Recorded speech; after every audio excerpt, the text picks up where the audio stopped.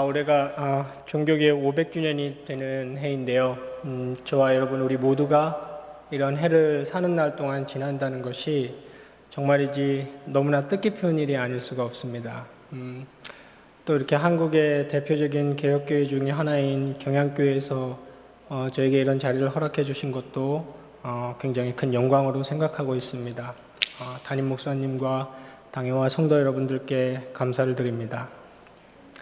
저는 오늘부터 5주간 5주간을 통해서 종교개혁의 핵심 사상들 중에 5가지 오직 성경, 오직 그리스도, 오직 은혜, 오직 믿음, 오직 하나님께 영광을이라는 5가지 주제를 가지고 5주 동안 함께 여러분과 자리를 함께 하려고 합니다.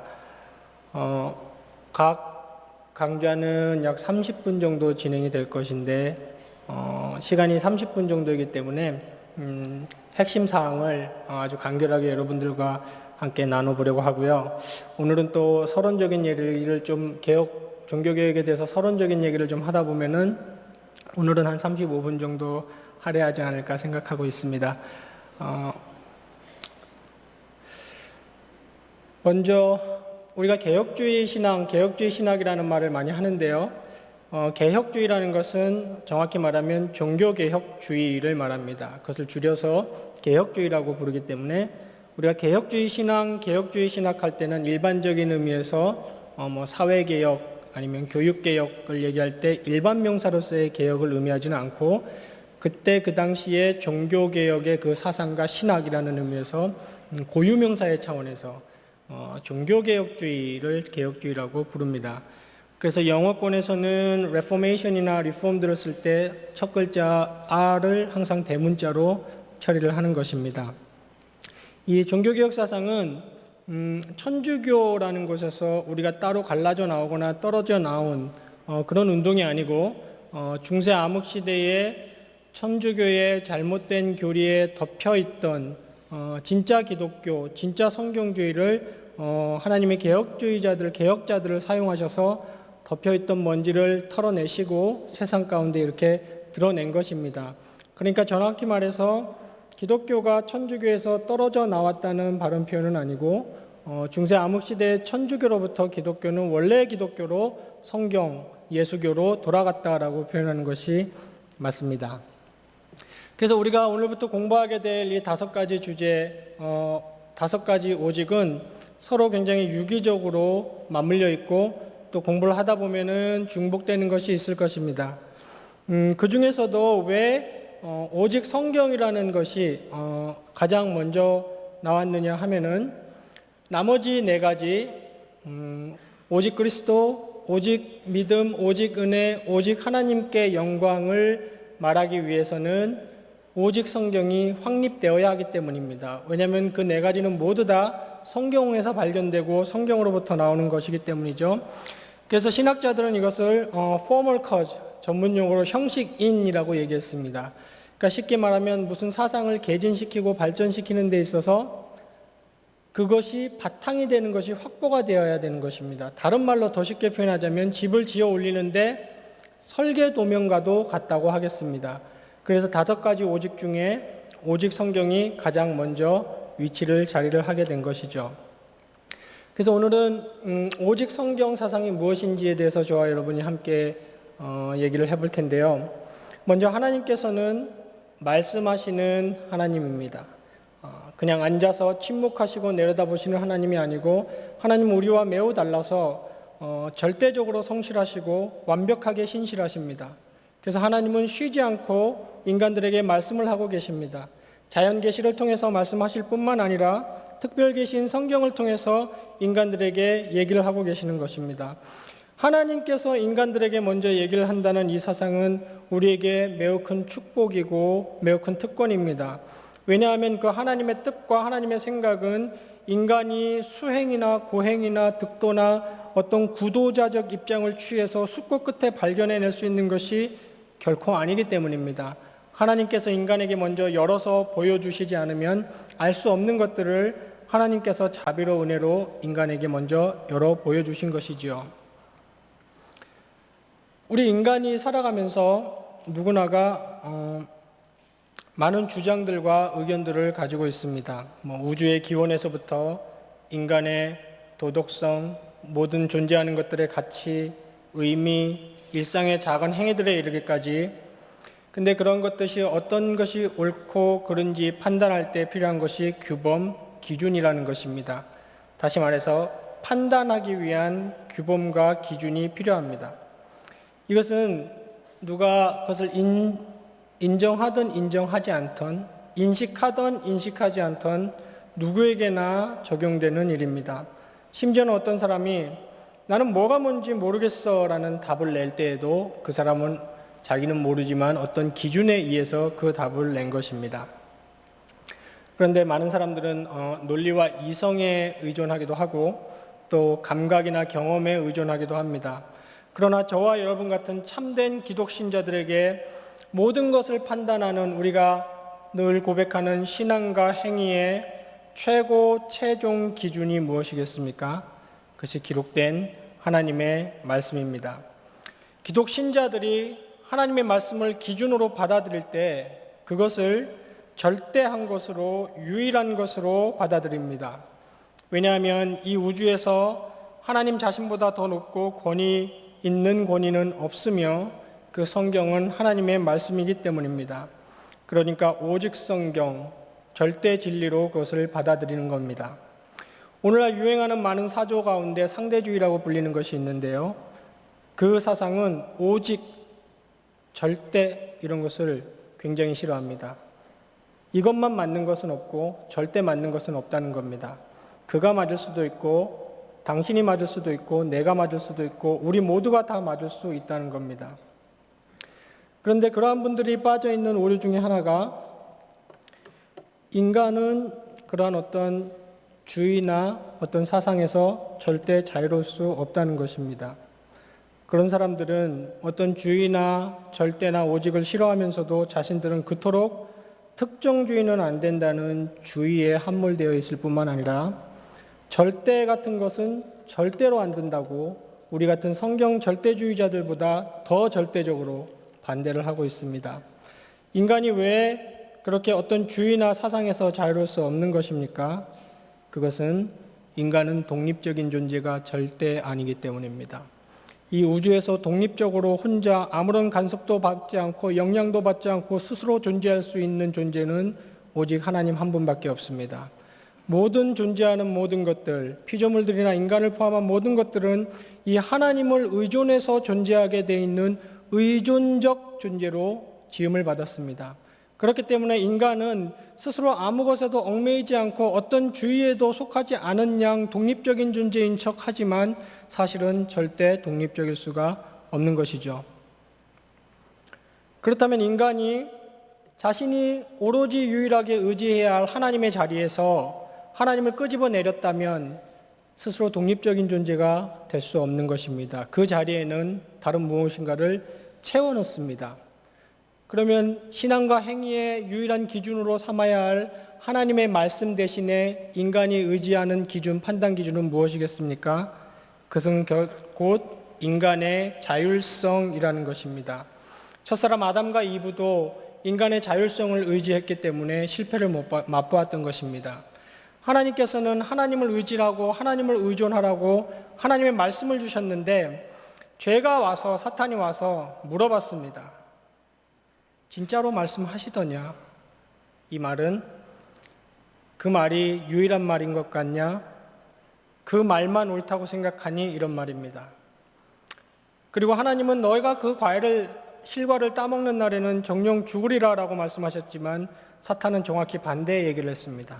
네가 죽지 않으리라 했고, 더 나아가 사탄은 무엇을 제시했냐면 너 눈이 밝아져서 하나님과 같이 될 것이다. 즉 너도 독립적인 존재가 될 수 있다고 부추겼습니다. 그래서 우리 첫 조상 이브와 아담은 판단을 해야 했습니다. 하나님의 말씀을 의존할 것인지 자신의 자율성의 판단에 맡길 것인지. 자신이 독립적인 존재가 될 수 있다고 착각하고 자율성을 의지한 결과 인류의 비참은 시작되었던 것이죠. 똑같은 유혹과 똑같은 패턴이 정확히 오늘날도 우리에게 존재하고 있는 것입니다. 그러므로 우리 기독신자들은 말씀주의, 하나님 말씀을 최고 최상의 권위요 기준으로 삼고 받아들이고 의존하고 신뢰합니다. 그것이 신앙과 행위의 유일한 무오한 규범으로서 나의 그 어떤 판단과 나의 자율적인 결정보다 하나님의 기록된 말씀을 의지하는 것입니다. 이 사람들이 바로 그리스도인들입니다. 이렇게 하나님의 말씀에 대한 당위성을 확보한 후에는 두 가지 중대한 질문이 연속해서 나와야 됩니다. 첫 번째 질문은, 그렇다면 그 하나님의 말씀, 오류가 없는 하나님의 말씀이라는 것을 우리는 어디서 발견하는가입니다. 답은 무엇입니까? 성경에서 발견합니다. 그런 후에는 또 더 중대한 질문이 나옵니다. 그렇다면 하나님의 말씀을 성경에서 발견할 때 오직 성경인가 아니면 또한 성경인가입니다. 매우 중요한 질문이고 이 답 앞에 성경 자신의 답은 오직 성경입니다. 종교개혁 시대에 찰스 5세 황제가 보름스 국회라는 국회를 1521년에 소집하고 로마 가톨릭에 대한 도전을 전면 철회할 것을 마틴 루터에게 요구하면서 재판정에 세웠을 때에 루터는 이렇게 고백했습니다. 나의 양심은 하나님의 말씀에 사로잡혀 있습니다. 나는 어떤 것도 철회할 수 없고 철회하지도 않을 것입니다. 왜냐하면 그것은 옳지 않고 안전하지도 않기 때문입니다. 하나님 나를 도와주세요. 내가 여기 서 있나이다. 이것이 우리가 아는 그 유명한 Here I stand. 내가 여기 서 있고 나는 하나님 말씀을 선택했다라고 하는 그 유명한 고백입니다. 루터가 이 고백을 왜 그렇게 했고 오직 성경을 왜 그렇게 강조했겠습니까? 당시 로마 가톨릭은 정확히 말하면 당시로부터 로마 가톨릭은입니다. 정확히 21세기 현재까지죠. 로마 가톨릭은 Threefold Authority, 즉 성경, 전통, 교자권 이 세 가지를 동일한 권위에 올려놓았습니다. 즉 교황을 사도 베드로의 후계자로 자처하여서 성경뿐만 아니라 교황의 공식적인 발언, 라틴어로 ex cathedra 이렇게 얘기합니다. 이 말은 from the chair, 즉 의자로부터 이런 말인데, 즉 그 사도 좌로부터 나오는 모든 말도 권위가 있다는 것입니다. 그러니까 본인 스스로가 사도 베드로의 직접적인 후계자로서 사도들의 말이 성경적 권위를 가졌던 것과 똑같이 자신의 말도 권위를 갖는다고 주장을 했던 것이죠. 뿐만 아니라 한 가지가 더 있습니다. 제가 아까 세 가지로 말씀드렸는데 종교개혁에 대한 것은 전통입니다. 즉 로마 가톨릭은 하나님의 말씀, 교자권, 사도권, 교황의 권위 그리고 전통 이 세 가지를 똑같이 성경과 동일한 권위에 올려놓습니다. 종교개혁에 대한 반동으로 1546년에 트렌트 공의회라는 게 모였는데 거기서 정확히 이렇게 선언을 했습니다. 성경뿐만 아니라 전통도 우리말로 번역하면 이렇습니다. 동등한, 경건한 사랑과 존경으로 받아들이고 라고 결정했습니다. 이 예가 있습니다. 많은 예 중에 제가 하나 소개를 드리자면은 성경에는 없지만 그 로마 가톨릭의 전통 중에 마리아의 무죄 탄생, 마리아의 순환, 마리아의 승천이라는 전통들이 있습니다. 근데 제2차 바티칸 회의에서 옛날 일이 아닙니다. 20세기 1962년부터 1965년에 모였으니까 얼마 되지도 않은 일입니다. 제2차 바티칸 회의에서 결정하기를 전통의 권위에 의해서 마리아의 무죄 탄생과 마리아의 순환과 마리아의 승천도 정식 교리로 채택을 했습니다. 성경에 없는 것도 전통에 그렇게 믿어왔던, 그리고 전통에서 그렇게 전통에 의해서 해왔던 것들은 성경과 같은 권위에 놓았던 것입니다. 이러한 맥락에서 종교개혁자들은 오직 성경을 주장하게 됩니다. 그러니까 로마 가톨릭도 정확하게는 성경의 권위를 인정합니다. 그러나 또한 성경이고 종교개혁자들은 오직 성경만이 그들 성경 자체가 최고의 궁극적인 권위를 가진다고 주장하게 되었던 것입니다. 그렇다면 왜? 왜 성경만이, 그것도 오직 성경만이 신앙과 행위의 유일한 오류 없는 규범이 될 수 있는 것입니까? 어떻게 해서 모든 성경이 모든 권위들 위해 최고 권위가 될 수 있는 것입니까? 이것을 입증하는 데 있어서, 그리고 이것에 대한 답을 확보하는 데 있어서 우리는 매우 중요한 성경의 원리와 사상 하나를 생각해야 됩니다. 그것이 칼빈이 그토록 강조했던 성경의 자증성입니다. 성경의 자증성은 매우 중요한, 그리고 우리 그리스도인들만이 가질 수 있는 고유의 특권이면서 동시에 그리스도인들만이 지켜야 할 고유의 의무사항이 되는 것입니다. 예를 들면 이렇습니다. 철학자들이 표현하는 ad nauseam, 즉 이걸 우리말로 해석하면 라틴어인데 우리말로 해석하면 지겨운, 끝도 없는, 반복되는 이런 표현입니다. 어떤 권위가 있고 어떤 권위가 있는데 둘 중에 어떤 권위가 더 옳은지 표현하기 위해서 또 다른 권위를 빌립니다. 그리고 이것이 맞는지 틀린지 알기 위해서 또 다른 권위를 사용합니다. 또 이것이 맞는지 틀린지 알기 위해서 또 다른 권위를 사용합니다.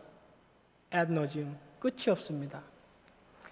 그렇기 때문에 성경은 하나님께서는 하나님보다 더 높은 권위가 없기 때문에 성경에 보면 무엇을 가지고 맹세를 하셨습니까? 하나님 자신의 이름을 가지고 맹세를 하셨습니다. 마찬가지로 성경은 모든 권위들 위의 권위, 모든 권위의 마지막 권위, 모든 권위의 최종 권위이기 때문에 성경이 옳은가 그른가를 판단하는 권위는 이 세상에 없습니다. 성경은 맨 위에 있으며 성경은 맨 바닥에 있고 성경은 모든 권위와 모든 가치와 모든 의미와 모든 목적들을 마지막에 결정하는 최종 권위입니다. 그러므로 우리가 감히 그리고 비성경적으로 성경의 권위를 입증한다고 하면서 성경 밖에 다른 권위를 인정하고 이용한다면 그 행위 자체가 성경의 권위를 모독하는 것입니다. 그래서 칼빈은 오토피스티아, 성경은 오로지 성경이 자증하게 해야 한다라고 얘기를 했던 것입니다. 물론 과학이나 논리가 성경의 진실성을 입증하고 보충할 수 있습니다. 많은 철학자들이 지금 그 일을 하고 있고 창조과학회 같은 과학자들이, 신실한 기독교 유실론 과학자들을 그 일을 하고 있습니다. 그러나 우리가 결코 잊지 말아야 될 것은 결국 우리가 왜 하나님의 말씀인지를, 성경이 하나님의 말씀인지를 믿고 따를 때에 궁극적으로, 마지막으로, 절대적으로, 유일하게 성경으로 돌아가서 성경 안에서 찾아야 하는 것입니다. 그것이 성경의 자증성입니다. 성경의 권위를 성경 스스로 말고는 입증할 도리가 없으며 성경이 성경의 권위를 말하고 있는 것입니다. 그렇기 때문에 우리는 성경이 왜 신앙과 행위의 유일한 규범이 되는 것인지를 증거를 성경 안에서 찾습니다. 대표적으로 4가지 증거가 있는데 제가 매우 간략하게만 소개해 드리겠습니다. 첫 번째는 성경이 하나님의 말씀으로, 감동으로, 영으로 영감되었다는 것입니다. 우리가 잘 알고 있는 성경 구절 중에 디모데후서 3장 16절에 모든 성경은 하나님의 감동으로 된 것으로 했을 때 우리말 번역에 감동으로 되었다, 그 말은 theopneustos라는 헬라 단어입니다. theo 하면은 하나님, pneo 하면은 이렇게 불다, 호흡을 바깥으로 내불다라는 뜻입니다. 그러므로 모든 성경은 하나님의 감동으로 된 것으로, 이 말은 하나님의 입으로 직접 내어놓으신, 불어넣으신 것으로 이 말입니다. 그리고 성경이 하나님의 영으로 영감되었다는 것은 축자 영감, 성경 하나 한 글자 한 글자가 영감되었다는 말이고, 우리가 전문용어로 유기적 영감이라는 말을 쓰는데 그것은 하나님이 성경 인간 저자들로 하여금 그것을 기록하게 하실 때 무슨 환각상태에 빠져서 로버트가 불러주는 말을 받아듣듯이 그렇게 하지 않으시고 유기적으로 그 사람의 모든 환경과 재능과 자질과 지금 현세에 처해 있는 환경을 이용하셔서 그 일을 하게 하신 겁니다. 그래서 우리가 성경을 볼 때 성경이 그토록 실제적이고 현실적이면서도 동시에 그토록 신적인 권위를 갖게 되는 이유가 이 축자 영감적이고 유기적 영감적인 사실 때문입니다. 그리고 성경이 영감되었다는 것은 예수님과 사도들이 구약 성경을 하나님의 말씀으로 받았고 또 본인들도 하나님의 말씀을 전하고 있음을 충분히 인지하고 있었습니다.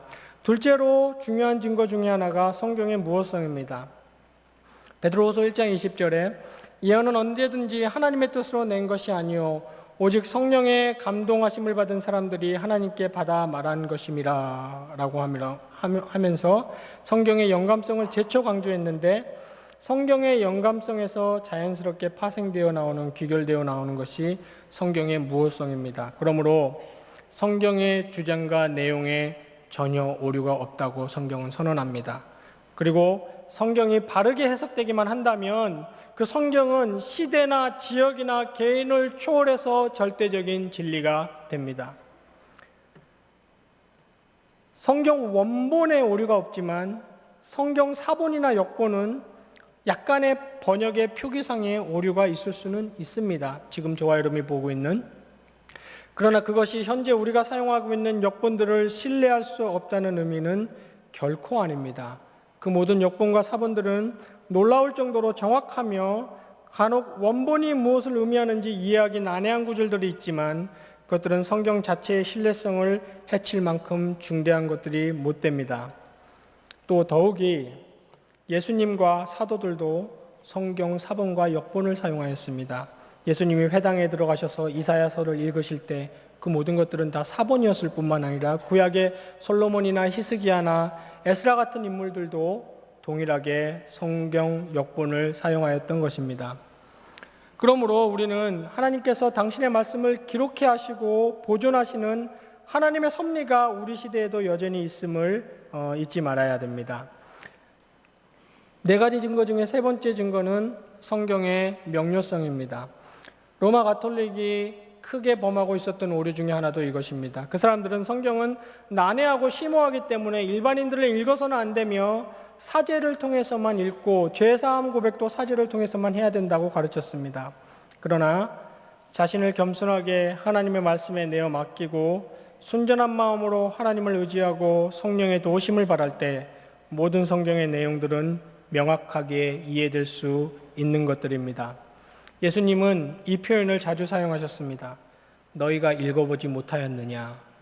예수님의 이 말의 전제는 읽기만 한다면 쉽게 이해할 수 있다는 전제가 깔려있는 말입니다. 마지막으로 성경의 충족성입니다. 이 말은 구원과 그리고 기독교인들의 행위에 있어서 필요한 모든 것들을 성경이 충족하게 계시해주고 있다는 말입니다. 성경이 담고 있는 내용들은 그것을 가지고 그리스도인들이 구원을 얻어 하나님의 영광을 위해 살아가기에 전혀 부족함이 없습니다. 종교개혁자들은 전통이 성경을 보완한다는 주장을 배척하고 성경 하나로 충분하다고 주장을 했던 것입니다. 구원에 이르게 하고 의와 진리로 양육하기에 충분한 것이 성경입니다. 그렇다면 우리는 마지막 사항으로 우리가 오직 성경, 오직 하나님의 말씀이라고 했을 때 우리가 그것을 우리 삶에서 어떻게 실천해야 되는지 실천적인 측면을 한번 생각해 보아야 합니다. 종교개혁자들의 유명한 슬로건 중에 이런 표어가 있습니다. 항상 개혁되어야 한다. 이 말은 항상 무슨 교리가 새롭게 개발되고 진보해야 한다는 말이 결코 아닙니다.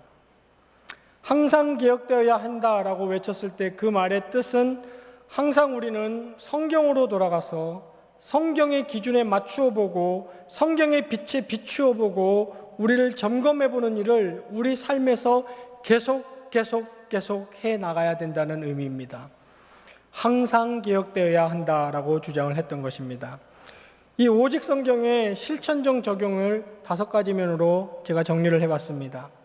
첫 번째는 우리 기독교인들이 오직 성경이라고 말할 때 그 성경은 완전하고 닫힌 계시가 끝난 것으로 받아들이고 인정해야 됩니다.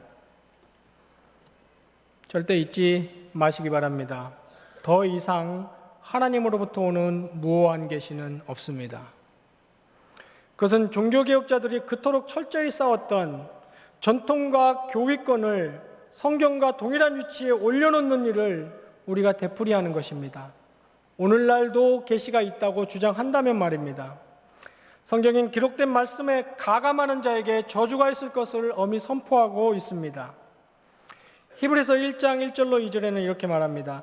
옛적의 선지자들을 통하여 여러 부분과 여러 모양으로 우리 조상들에게 말씀하신 하나님이 이 모든 날 마지막에 아들을 통하여 우리에게 말씀하셨으니 라고 했습니다. 여기 모든 날 마지막에라는 말은 에스카톤이라는 헬라어입니다. 굉장히 중요한 단어로서 마지막 일, 세상 끝이라는 말입니다. 그러니까 선지자를 통하여 여러 부분과 여러 모양, 꿈이나 환상이나 직접 음성을 들려주고 우림과 둠민 등으로 말씀하시던 하나님이 에스카톤 마지막에 끝으로 더 이상 아무것도 없이 아들을 통하여 말씀을 하셨다는 것입니다. 그러므로 예수님이 오셔서 회개하라 천국이 가까웠느니라 라고 선포하신 순간 마지막은 시작되었고 저와 여러분이 그 마지막 때를 지금 살고 있는 것입니다. 올해 우리 교회 표어인 에베소서 2장 22절의 바로 앞부분에 보면 이런 말이 나와 있습니다. 사도와 선지자들의 터 위에 라는 말이 나오고 또 예수 그리스도께서 모퉁이 돌이 되셨다라는 말이 나옵니다. 그러니까 사도와 선지자들의 터 위에서 우리 교회가 지금 지어져 가는 것입니다. 이 터라는 말은 세멜리오스라는 헬라어인데 어떤 것이 지어져 가기 위해서 바탕, 말 그대로 터가 되는 단어입니다. 그리고 거기다가 예수님께서 모퉁이 돌이 되었다고 했습니다. 그러니까 터도 확보가 되었고 건물의 규격이나 크기가 얼마나 되어야 될지 그 범위도 예수님이 모퉁이 돌이 되어서 확보가 된 것입니다. 그리고 그 위에 지어져 가는 것이죠. 그러므로 마지막에 아들을 통하여라는 말씀과 그리스도가 모퉁이 돌이 되었다라는 말씀은 일맥상통하는 말씀입니다. 계시는 종결되었고 더 이상의 계시는 없습니다. 그 계시라는 것은 사도들의 한시적인 활동으로 사도들의 고유한 활동이고 사도 시대가 끝남으로 계시도 끝났습니다. 저와 여러분이 오직 성경 위에 선다는 것은 이 건전한 성경관 위에 서는 것을 얘기합니다.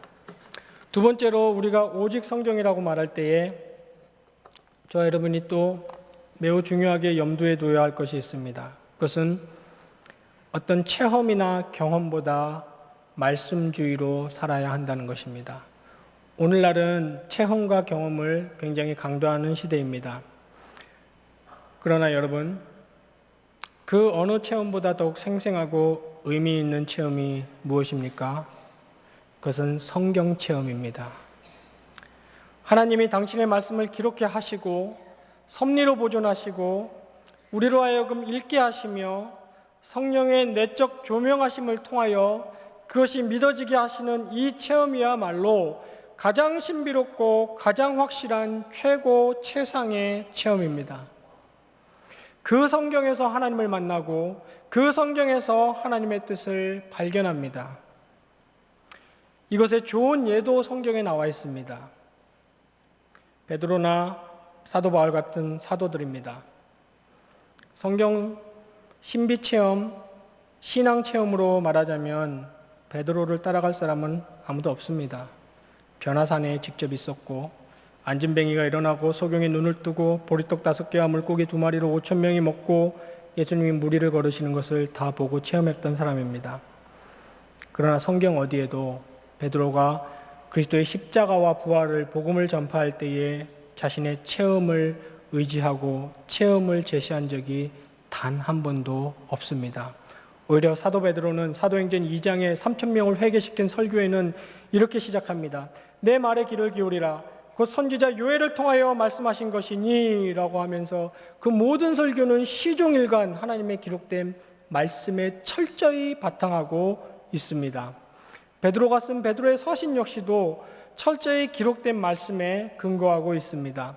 사도 바울도 마찬가지입니다. 다메섹 도상에서 주님을 만났고 눈이 멀 정도의 강렬한 빛을 보았으며 주님의 음성을 직접 들었고 고린도전서 12장 등에서는 내가 셋째 하늘 3000층에도 다녀왔다. 내가 한 사람을 아는데 그 사람은 자신을 말하는 것입니다. 심지어는 이렇게 말합니다. 내가 그때 몸 밖에 있었는지 몸 안에 있었는지 모르겠다. 즉 어떤 우리가 소위 말하는 황홀경 같은 것을 경험한 것이죠. 그러나 제가 다시 여러분에게 말씀드리고 싶은 것은 성경 그 어디에도 사도 바울은 자신의 이 놀랍고 생생하고 신비로운 경험을 근거로 전혀 삼지 않습니다. 사도 바울은 모든 복음을 전할 때 철저하게 경에 이르기를 선지자들로 말씀하시기를 기록된 바 하나님의 말씀에 의지하고 있습니다. 그 어디에도 오늘날 유튜브 같은 데서 유행하는 간증자들처럼 여러분 제가요 이것을 보았는데요, 이런 꿈을 꾸었는데요, 이것을 겪었는데요 하면서 기독교 복음의 확실성과 신빙성을 확증하려고 시도조차도 하지 않습니다. 왜 그렇습니까? 그들의 경험이, 그 신비로운 경험이 과장이거나 거짓이라서가 아닙니다. 그들은 하나님의 말씀이 자신들의 경험보다, 자신들의 체험보다 더 권위 있고 더 영감 있으며 더 명백하고 더 충분하다는 것을 알았기 때문입니다. 오직 성경 사상에 든든하게 서 있었던 사람들입니다.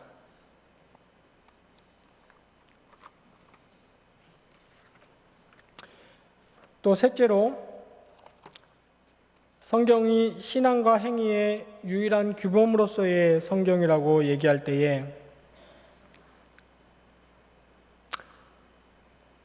그것은 성경이 우리 인생의 모든 요소에 모든 기술적이고 직접적인 권위까지 다 갖는다는 말은 결코 아닙니다.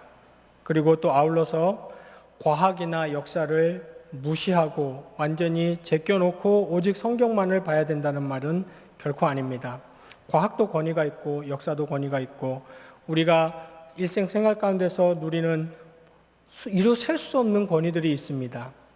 무슨 장사를 할지, 어느 대학에 갈지, 무슨 전공을 선택할지, 누구와 결혼할지, 음식업을 시작하려는데 어떤 맛있는 소스를 어떤 노하우를 갖고 만들지, 우리는 여러 가지 권위들을 사용해야 됩니다. 요리책도 봐야 되고, 몸이 아플 땐 의사도 가야 돼, 의사한테 가야 되고. 그러나 성경이 행위의 유일한 규범으로서의 권위라는 것은 그 모든 권위들에게 의미를 부여하고 그 권위들이 왜 사용돼야 되는지 의미와 목적과 그리고 그 기원을 성경이 알려주고 있기 때문입니다. 하나님이란 무엇인가, 인간이란 무엇인가, 도덕이란 무엇인가, 죄란 무엇인가, 의란 무엇인가, 역사란 무엇인가에 대해서 성경은 쉽고도 명백하게 우리에게 최종 권위, 확정적인 권위로서 우리에게 알려주고 있습니다. 그러므로 우리가 그러한 성경의 권위 위에 서 있을 때 우리 일상생활에서 만나는 모든 권위들의 의미를 부여할 수 있는 것입니다. 다른 말로 쉽게 말하자면 무엇을 어떤 방식으로 해야 되는지를 생각할 때 그것보다 더 중요한 질문에 대한 답을 우리는 찾게 되는 것이죠. 왜, 무엇 때문에 해야 되는가입니다. 내가 오늘 이 하루도 이것을 왜 하고 있는지에 대한, 내가 오늘도 여기에 왜 존재하는지에 대한 확고한 답을 성경이 주고 그 답 위에 섰을 때 우리는 우리 일상에서 있는 모든 것들에 대한 의미와 그리고 목적과 방법을 찾을 수 있는 것입니다. 과학이나 논리는 굉장히 중요한 도구입니다. 제가 늘 강조하는 것 중에 하나가 그러나 과학이나 도구는 기준이 될 수 없습니다. 과학은 우리 삶을 윤택하게 하고 풍요롭게 하고 편리하게 하지만 어떤 것이 참인지 거짓인지 알아보려고 할 때에 과학에 의존할 수 없습니다. 왜냐하면 과학은 도구일 뿐 기준이 아니기 때문입니다. 그러므로 우리는 과학이라는 것을, 논리라는 것을 이용해서 성경이 말하고 있는 것을 좀 더 잘 파악할 수 있고, 예를 들면 과학을 이용해서 고대의 문화를 알아낼 수 있고 풍습을 알아낼 수 있고 그 시대의 생활상을 알아냄으로 통해서 우리는 구약을 좀 더 풍성하게 이해할 수 있을 뿐만 아니라 과학이라는 것이 언어의 체계성을 발달시킴으로 해서 우리는 원어를 가지고 성경을 더 풍성하게 볼 수 있습니다. 다른 말로 하면은 과학이나 논리나 역사는 성경이 선언하고 가르치는 것에 시녀 노릇을 할 뿐입니다. 그러나 과학이 결코 성경이 가르치고 선언하는 것을 판단할 수는 없습니다. 과학이나 역사에는 그런 권력이, 그러한 권위가 주어져 있지 않습니다. 태초에 하나님이 천지를 창조하시니라. 예수 그리스도가 장사된 지 사흘 만에 부활하셨느니라 라는 성경의 가르침과 또 성경의 선언을 과학이 판단할 수도 없으며 판단해서도 안 되는 것입니다. 마지막으로 오직 성경이 우리에게 실질적으로 중요성을 주는 것은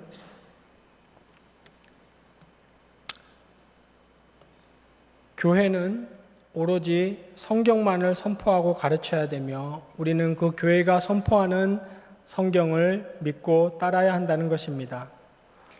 역사상의 많은 교회들은 성공 철학이나 긍정주의 심리학이나 단순히 어떤 경건한 이야기나 심지어는 세상 코미디 등을 가지고 사람들의 길을 즐겁게 하고 단기적인 안정감만을 주기 위하려고 시도하기도 합니다. 그러나 교회에서는 오직 성경을 선포하고 성경만을 가르쳐야 합니다. 왜냐하면 성경만이 교회와 신자를 온전하게 변화시키고 유지시키는 힘을 가지고 있기 때문입니다. 예수님께서는 성경을 단순히 믿고 따르는 데에서 그치지 말고 그것을 실천하는 것의 중요성에 대해서 매우 강조하셨습니다. 나더러 주여 주여 하는 자마다 다 천국에 갈 것이 아니고 그 말씀대로 듣고 행하는 자라야 천국에 들어갈 것이라고 했습니다. 그러므로 우리 죄를 위하여 살육당하신 어린 양이 승리의 어린 양으로 심판주로 다시 오실 때에 오직 성경의 반석 위에 서 있는 자들만이 두 팔 벌려 예수님께 달려갈 수 있습니다. 그들만이 승리하게 됩니다. 오직 성경의 사상과 반석 위에 서 있지 못한 자들은 계시록에 얘기하는 것처럼 산들과 바위들에게 자신들을 위해 떨어져서 그 어린 양의 진노에서 자신들을 가려달라고 말할 수 있을 뿐입니다. 여러분, 만일 하나님께서 기록된 말씀을 통해 신적 권위로 말씀하시지 않았다면 저와 여러분은 여전히 죄짐을 지고 방황하고 있을 것입니다. 매튜 바렛이라는 사람은 이렇게 얘기했습니다. 성령의 감화와 함께 말씀이 내게 임했고 나는 그것을 믿게 되었다. 만약 성경의 권위와 영감성과 무엇성과 명료성과 충족성을 부인하는 사람이 있다면 그는 성경의 문제를 드러내고 있는 것이 아니라 죄로 물든 자신의 마음 상태를 스스로 드러내고 있을 뿐입니다.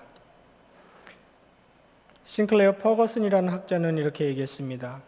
죄로 가리워진 눈은 성경을 하나님의 말씀으로 볼 수 없으며 죄로 어두워진 마음은 하나님의 말씀에 응답할 수 없고 죄로 닫힌 귀는 성경에 있는 하나님의 음성을 들을 수 없다.